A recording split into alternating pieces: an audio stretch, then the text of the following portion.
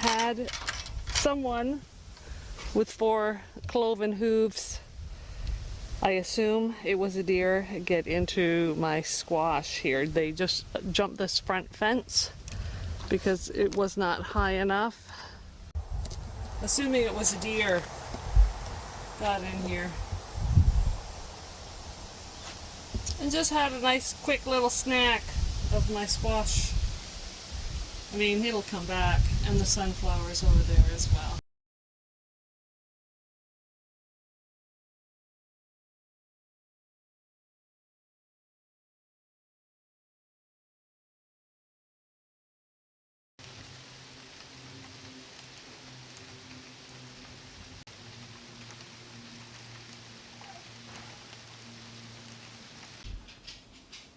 So there's the little jerk right there.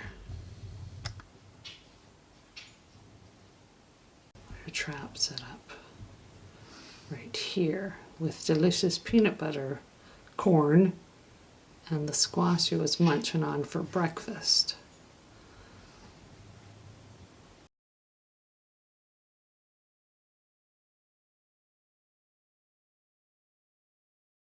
We have finally caught the groundhog.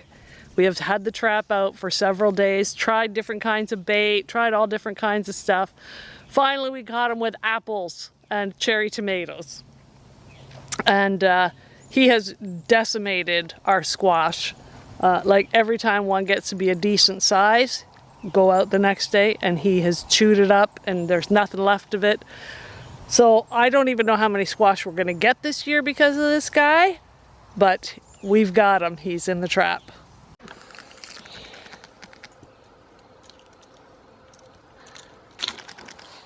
Oh, he's chattering.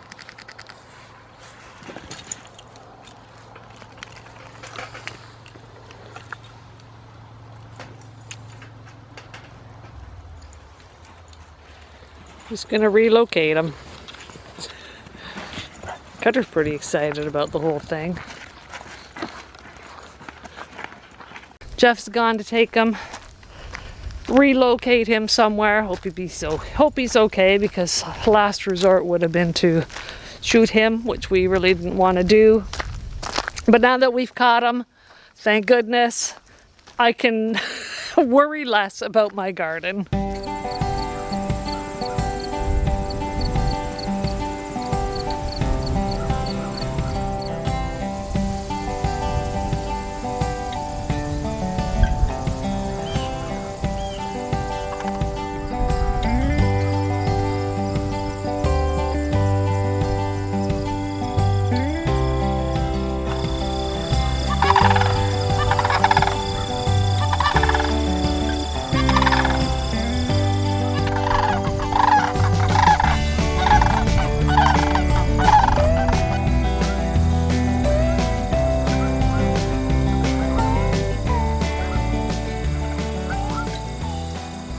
What a beautiful day today.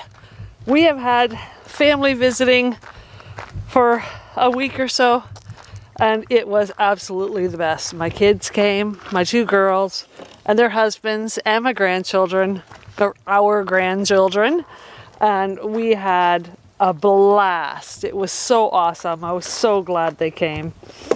I know it's been a while since we put up a video, but you know, that's the way it is. We're more important things about family and friends and just enjoying life. So it's back to work time. We pulled the potatoes, just the few that I had over there with the grandchildren, and that was fun. They had fun digging around in the dirt, finding the potatoes.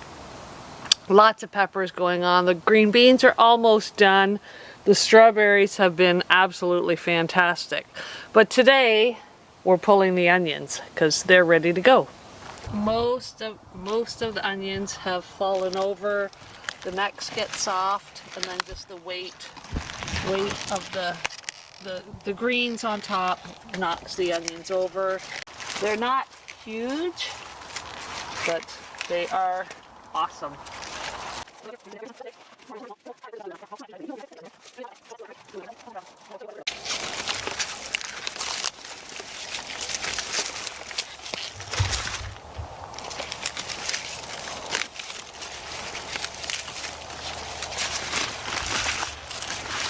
So we're just going to leave that one there because it hasn't fallen over yet. So we'll just let it go a couple more days on its own.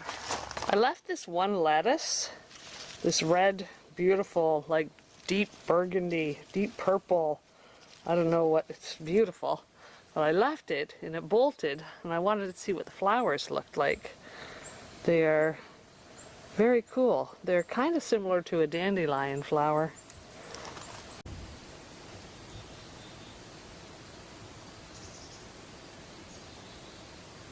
Give you a quick look at the celery. Like, look at it all. This stuff is doing so well. I mean, it's not like commercially grown, but I got some real celery in here. I'm telling you, it smells so good. But yeah, I just tied a string on it. I don't know if it's going to matter in there or not, but this is probably my best one right here. Would you like a green bean?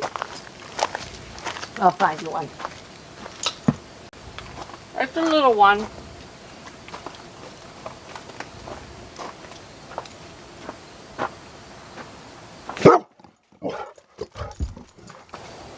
Look at that.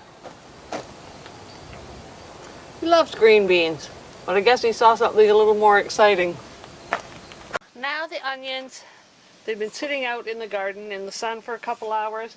I want to get them out of the sun, and I've decided that maybe in the woodshed here would be the perfect spot to dry them. I usually do them in the lean-to, but I think this will go faster out here. I'm not sure how to do this, really. Just like that, I guess.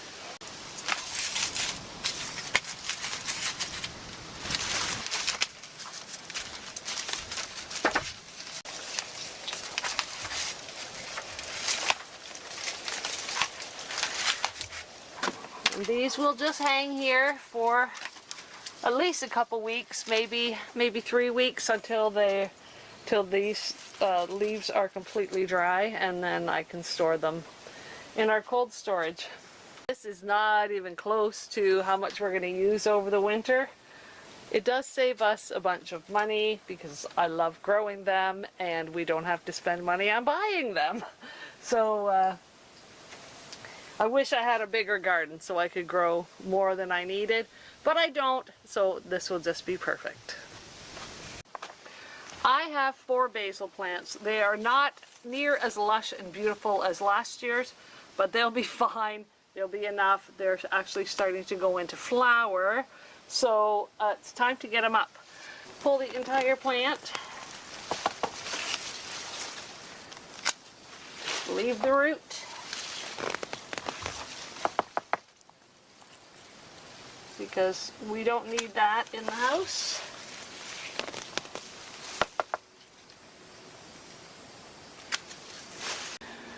Alright, I give up. I have searched high and low for my other ice cube tray, and I cannot find it anywhere. This is exclusively my ice cube tray for making basil cubes. We need to get all this basil, which I have washed and let dry. You just have to pull the stems off. I mean, pull the leaves off, pull the leaves off the stems. Now you do want to try to get basil before it flowers. So we're just getting to this just in the right time.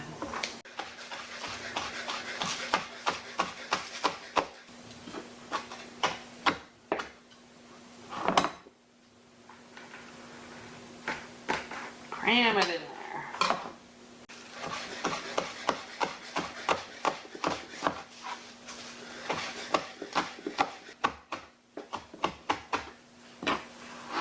And this is an extremely rough chop because it's all going to get frozen. It's get super mushy, so yeah.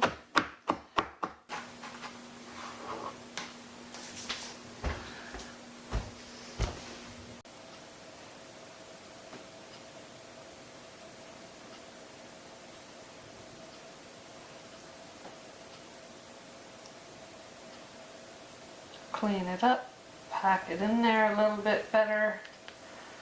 So it all kind of gets a little bit of oil on it.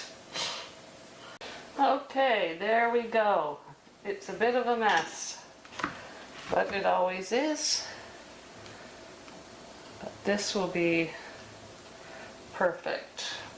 1 or 2 cubes per recipe, depending what I'm making. And yeah, into the freezer. These will go. Maybe they'll stay in these trays, maybe they won't. This is what I've done in the past.